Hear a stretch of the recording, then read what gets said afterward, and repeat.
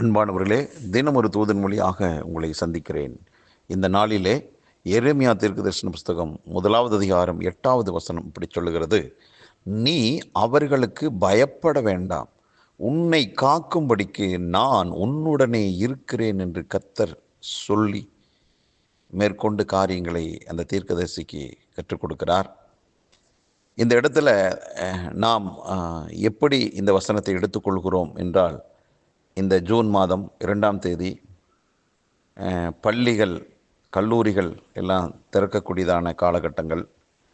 பல்வேறு விதங்களிலே பெற்றோர்கள் தன்னுடைய பிள்ளைகளுடைய எதிர்கால படிப்பை குறித்து முயற்சி எடுப்பார்கள். பல விதங்களிலே பொருளாதார தேவைகள் நிறைந்து காணப்படும். அடுத்து என்ன முடிவு எடுக்கணும் என்றதான இக்கட்டான நிலையில் சிலர் இருக்கலாம். இப்படி பல்வேறு விதங்களிலே ஒரு போராட்டமான ஒரு சூழ்நிலை கூட ஒரு சிலருக்கு காணப்படலாம்.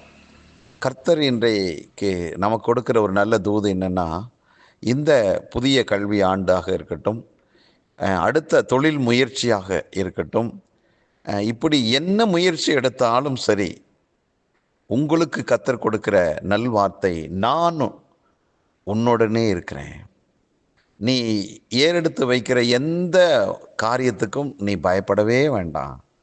அது கல்வியாக இருக்கட்டும், பொருளாதாரமாக இருக்கட்டும், புதிய திருமண காரியங்கள், அல்லது புதிதாக இடம் வீடு வாங்குவதாக இருக்கட்டும், புதிய ஊழியத்தை செய்யக்கூடியதான நிலையாக இருக்கட்டும், எந்த ஒரு காரியத்தை முன்னிட்டு ஆண்டவர் நாம மகிமைக்காக நீங்கள் ஏறெடுத்து வைக்கிற ஒவ்வொரு விஷயத்திலையும் ஆண்டவருடைய கரம் கூடவே இருக்கிறது.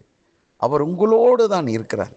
நினைப்புற்றார், நான் உன்னோடு தான் இருக்கேன், நீ பயப்படாத, நீ எடுத்து வைக்கிற அந்த முயற்சியில் நீ தோற்று போக மாட்டேன், நீ நிச்சயமாக வெற்றி அடைவ, நான் உன்னோடு இருக்கிறதுனால நீ எந்த விதத்திலும் உனக்கு தலை குனிவு வராது என்று ஆண்டவர் உரைக்கிறார். ஆகவே இந்த புதிய ஒரு கல்வி ஆண்டாக இருக்கட்டும், எந்த காரியமாக இருக்கட்டும், நீங்கள் வெட்கப்பட்டு போகாதபடிக்கு கர்த்தர் உங்களோடு கூடவே இருந்து காரியத்தை ஜெயமாக முடித்து தருவார். ஆகவே எந்த பொருளாதார தேவைகள் குறித்தும் பயப்படாதீர்கள். நம்முடைய ஆண்டவர் ஐஸ்வர்ய சம்பன்னராக இருக்கிறார். நீங்களும் ஆசீர்வாதமாக ஐஸ்வர்யமாய் வாழ்வதற்கு அவர் சிலுவையிலே தரித்திரமானார்.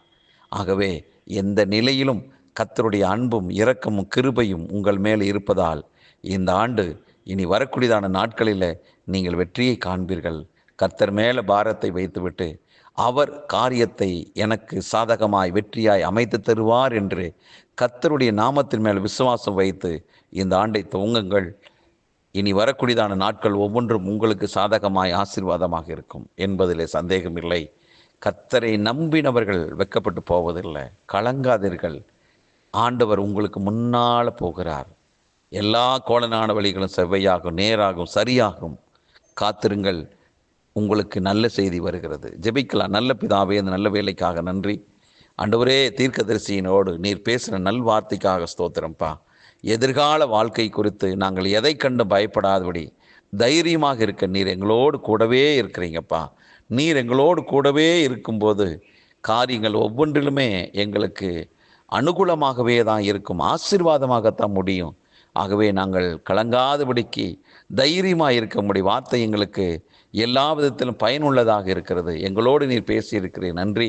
இதை கேட்டுக்கொண்டிருக்கிற அனைவருடைய வாழ்விலுமே வெளிச்சம் உண்டாகட்டும், தைரியம் உண்டாகட்டும். ஆண்டவரே, பொருளாதாரத்துக்கென்று சில வாசல்கள் திறக்கப்படட்டும். எந்த இடத்திலும் எந்த மனுஷன்கிட்ட போய் நிற்காத அளவுக்கு கர்த்தரால் வந்து ஆசீர்வாதங்களை வைத்து வெற்றிகரமாக காரியங்களை செய்வார்களாக.